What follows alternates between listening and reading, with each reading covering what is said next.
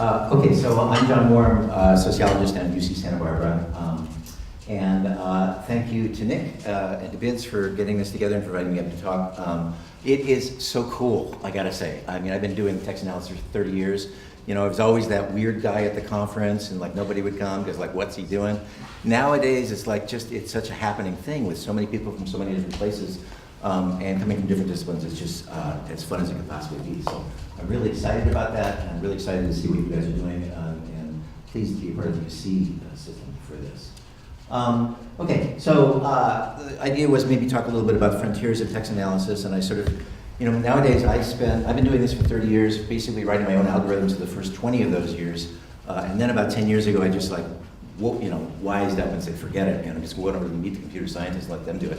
So ever since then, a lot of my work has just been sort of bridging, trying to bring tools and techniques from computational sciences over to the social sciences. And I have lots of ideas about what's really cool about what's happening at sort of the forefront of data science. But that's not really my strong point. My strong point is really thinking about how to make use of this stuff for doing social scientific work. So I thought, rather than telling you about what most of you actually probably know better than I do, about sort of what's happening in terms of high-level text analysis computational projects, I wanted to think a little bit about the other way to think about sort of what we do with text analysis. And that's something that we've been basically focusing on for folks who've been doing content analysis for a long, long time. Here's a few little pictures just to give you what I'm thinking about. Okay, so this is like, you know, that's a person reading a text, right? You got that. Okay, so what we've been doing for a long time, and for me, is trying to figure out how you get a computer to read a text. And the project is the big red arrow there. So like, how do we get the computer to be more and more like us? How do we sort of bring this together? How do we get the computer to do this? So I just heard it right now in the introduction, how to get the computer to be as smart as people. As I say, for 20 years of my life, that was like what I was doing, like pushing, trying to get closer and closer. Nowadays, actually, I realize I'm not worried about this anymore. You guys have got this. I'm so impressed with where we're going and how fast we're going, that actually is not my big concern right now. What I'm interested in is this other question. And the other question is sort of like, how do you go from text to the social, right? And so this is a question for me because as I started out doing my dissertation, you know, at Yale 30 years ago, and I was basically doing historical work, right? I was trying to figure out how to explain changes in the history of the 19th century in New York City. How do you do that? Well, you know what? Everyone is dead. So all you got is things that got written down. So the job was really not like just like ferret out what's nuanced about this text, but how do I understand what was going on 150 years ago? Oh, I got text. Well, let's use that. So that sets up a kind of a problem that's really focused on trying to think about what are the kind of tricks that you use to kind of move back and forth there. And this is important because up until I moved across and met my good colleagues in computer science, you know, frankly, what we were doing for content analysis is pretty low key, right? I mean, sort of like looking for words, coding words, looking for co-occurrences, pretty much the kind of basic that you're doing that folks do now, but like a lot less sophisticated, a lot less sort of powerful. And as a consequence, because text analysis is relatively kind of bare bones, you really had to leverage how you chose what text you're going to use, how you analyzed your text, because you had to get a lot of payoff, you got to get a lot of leverage to be able to use that, to be able to say something meaningful and useful about the broader social implications. So that's what I want to talk about to you today, sort of some of the lessons from that.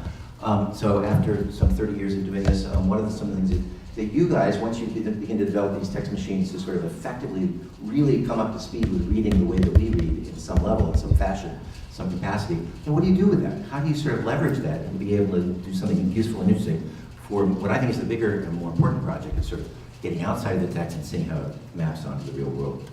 So there's a lot of things I can tell you about this, and I decided, I know that my time is like running right by, so I decided to pick 3 things I just want to throw at you and see if I can get these to stick in your head. And these might be things that as you go working on your projects down the road, perhaps these principles come back to you. So modeling duality, appreciating ambiguity, theorizing the social. Okay, duality is a term in social sciences that has gotten a lot of play ever since this guy. This is Ronald Breiger. He's a sociologist at the University of Arizona. He's still alive and kicking, doing great work. He's one of the original sort of founders of this network school at Harvard with Harrison White and people you guys who know network science, you know what I'm talking about. And he came up with this just really simple little principle working off of classic argument from sociology from George Simmel about the idea that, you know, what's interesting about the relationship between individuals and groups? Individuals, okay, who are you? Well, a large part, if not a huge part of who you are, is that you are the person defined by the groups that you're a member of, right? The people you hang out with, the people that define you, your family, the things. So you are in some sense defined by the groups that you are a member of. Okay, turn it around. What is a group? Well, a group is essentially just the individuals that are members of it, right? So there's this interesting sort of connection between the ways in which who we are is defined by the group and the group is defined by who we are. And that creates just a really simple, it's like a two-mode data analysis project. But in social sciences, we've carried this a long, long way. I'm going to show you the ways in which this turns out to be valuable for some of the stuff that we want to do.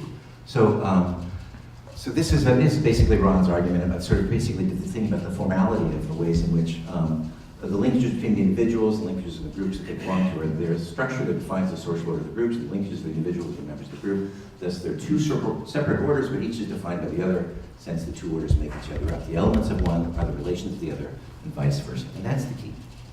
Okay, so we could spend a long time on this, but I think that this is a really interesting problem in the social sciences for everybody, right? There's like this funny kind of dualities everywhere. It's like, is it in the mind or is it in the body? Well, it's not really either. It's kind of like the both, right?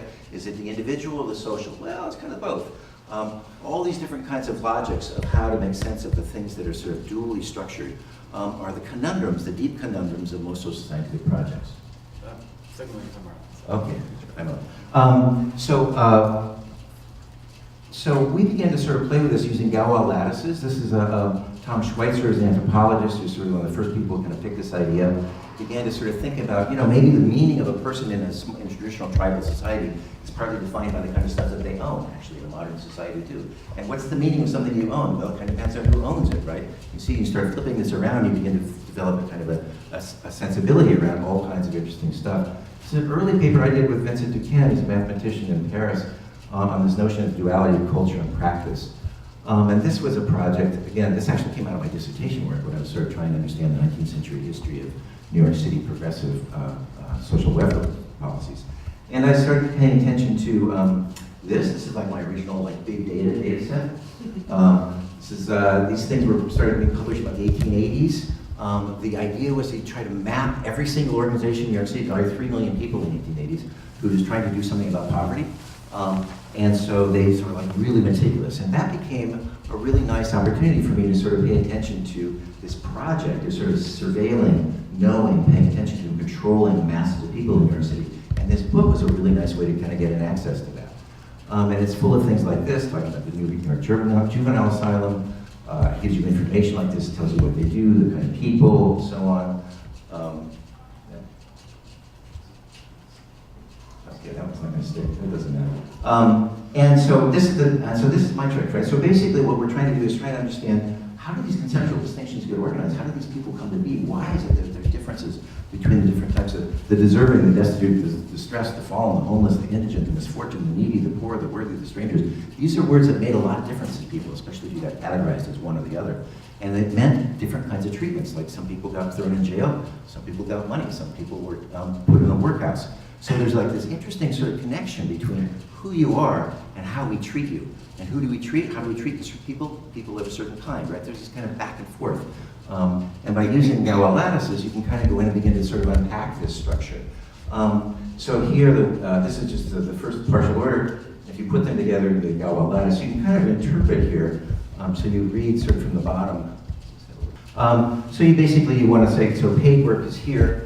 And you read up from that, so worthy people are given paid work, injured people, destitute people, homeless people, and poor people, but none of the other folks. And so it kind of gives you kind of a mapping of well, what's going on here conceptually? What's the point? Why some people and not others? What kind of principles are being organized around that?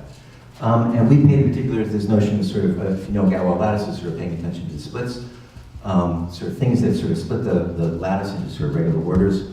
And they all are fascinatingly important for telling us about these distinctions that people are making. So it turns out that there's a split between paid work and needy, which is really the emergence of sort of a much more sort of middle class understanding about what does it mean to be poor. And you don't actually have to give them, put them out on the log yard and chop wood and so on. So you begin to do these kind of splits, and it gives you a kind of a reading about what the meanings are, how things are organized, why life happens this way, right? And it turns out it's this parallel between two orders, how it is that one set of understandings are created in the world and one set of activities are created in the world, and how the two of them make each other up. And that's the basic principle that turns out to be really powerful for all kinds of interesting things in the social sciences when you're doing text analysis.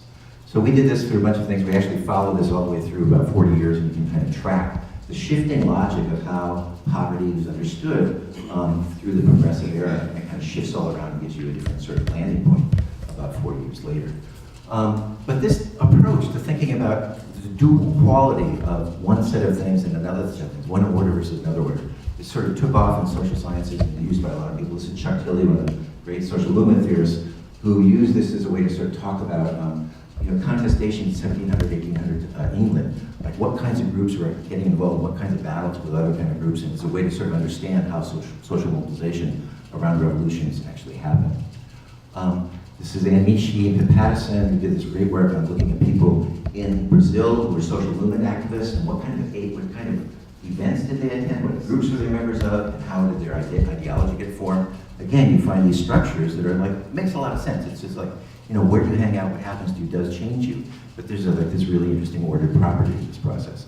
Ron Breiger, the guy who originally did this, has been using this for a while. This is a great paper he did on looking at Supreme Court decisions. Again, sort of like decisions versus people and how that orders the structure. It turns out to give a really nice reading about what sort of the dilemmas we're in these days. There's a bunch more. I'm sure I'm getting close on time, so I'm going to just skip across here. It's one of my favorite papers. John Martin did this great study. He's a sociologist of Chicago, great guy. Got it, thank you. Who, had two little kids, and at night he'd read them the books of like Busy Town. If you've got kids, you know these books. And they're all made up of like, different characters. The pig does the police, and the lion is the judge, and so on. He knew there was like a moral order in that, right? So how do you think about the kind of characters in the book, and what do they do? And it turns out there's like this really important sort of messages that are being sent to you just by like understanding which animals do what kinds of things. So on and on, we've done this on diversity stuff at the University of California. This is a new paper that just came out where we studied people who were in a Buddhist monastery in Barcelona, which is pay attention to their activities, like do they meditate, do they pray, do they go do the chanting, do they show up for the big rituals, and how do they think about the world? What are their beliefs, how do they move into becoming a Buddhist as a way to sort of track those sorts of logics. So this is kind of a trick that works all over the place. And elsewhere we've written about sort of, you can imagine the social world as being sort of a set of stacked articulation systems that sort of move from place to place. Okay, number 2, appreciate ambiguity. This is Kenneth Burke. He's a great literary theorist working in the 40s and 50s. So he was somebody who didn't have a computer, right? Didn't do that. But what he did was he spent a lot of time trying to understand how rhetoric is organized, how we make stories and tell each other, persuade each other of things. And his argument is that what we should do is study text, because text is the place that human beings, ever since our foundings, have been sort of creating a life, producing a set of understandings that we share, and telling stories with one another as a way that we animate and explain life to one another. So if we can understand text, we can get a purchase on trying to understand how social life is organized. And he makes this distinction. This is what I want you to take away today. He says, there's a difference between a semantic meaning and a poetic meaning. And a semantic meaning, this is important because I think semantic meaning is what we mostly pursue. Like a semantic meaning is like just getting it right, like figuring out what's the exact right definition. How does my computer know not this, but that one, and that's the right one. So we're trying to get it to be smart and correct and accurate, right? So an ideal semantic definition of a chair, which is on the basis of the definition, people know what you wanted when you asked for one, a carpenter knew how to make it, a furnisher knew how to get it, et cetera, et cetera. He says the perfect idea is like a mailing address. It's a perfect definition of who you are. It gets you, disambiguates everything. Okay, so the poetic meaning. Poetic meaning is kind of like, it's a sort of a way that we have an attitude toward the world. When we think about, we're thinking about politics, we're thinking about bread, we're thinking about lovers, we're thinking about our alma mater, Berkeley. It's not just sort of, what box does it fit in? It's all the associations, all the complicated feelings and associations of beliefs that come with that and how that's organized, that turns out to be the richness of an interpretive meaning. So when you do a poetic interpretation, we're going after this complex set of understandings.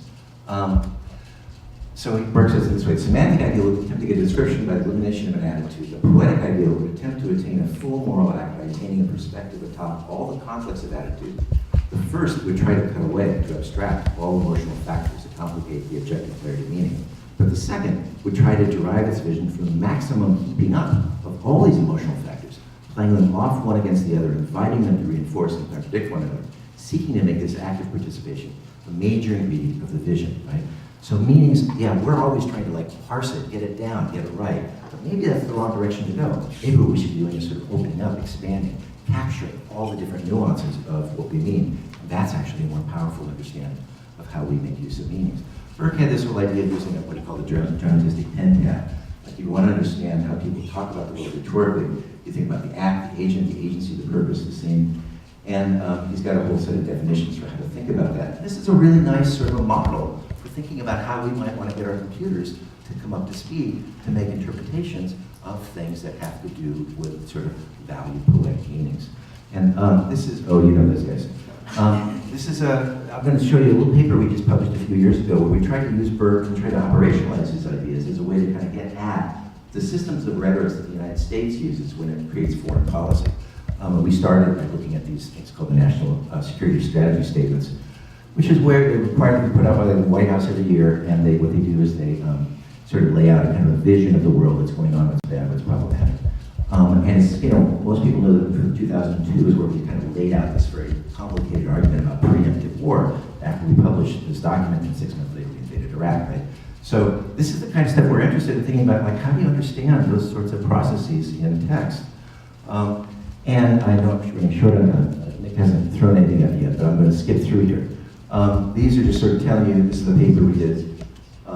And you know, we're just sort of combining a bunch of different tools. This is sort of what my favorite thing to do these days. I let you guys come up with these great tools, and then I pick and choose among them and use them to assemble a really interesting sort of interpretive machinery for some kind of a project I want to go after. So in this case, we use natural language processing, name entity recognition to find all the agents in these texts. We use syntactic parsers to sort of figure out what they were doing. We use topic models to cut up the text into different kinds of segments that, so we can sort of think about the meanings in those places. And there's a bunch of slides here, I didn't cut them all out, so but just to kind of give you a sense of what we were doing, sort of looking across time. A lot of what we're doing is sort of looking for different, 3 times the concept, verb, concept showed up, and it kind of gives you kind of a summary of what the assumptions are in these things. And we kind of track this through from Reagan to Bush to Clinton to Bush to Obama. But the main thing I'm going to finish with is one thing we did is we used topic modeling to kind of go in and carve up these texts, and so we came up with I think we used 15 different topics here: military operations, cooperation, global security, and so on. And you know, it's just a heat map that just sort of shows you where these topics tend to show up across the different disciplines, the different administrations. It kind of gives you a map of how that worked. But then we use them as a way to kind of pull out, like we just sort of, in the topic of terrorism, how do we understand which agents are doing what kinds of things? So this is 1990, Bush, and this is like, it's basically illicit, imposes, the United States undermines American. And I'll tell you, this is basically, at that moment in time, terrorism was all about narco-terrorism in South America, basically. Sort of, like if you go back and look at these texts and go, well, where'd that come from? That's what they were talking about. And so we use this as a way to kind of like follow the evolution of how we understand the logic of terrorism across time. So here by 1991, just a year later, we got the shiftings of logics around terrorism as the Iraq War heats up. By 2002, the second Bush, it's completely changed in lots of interesting ways. And I'm just going to highlight this quickly what we find. One of the things we found from this paper, we're trying to understand, like, was there really a difference between Bush and Obama? Because this is one of the things that we worry about.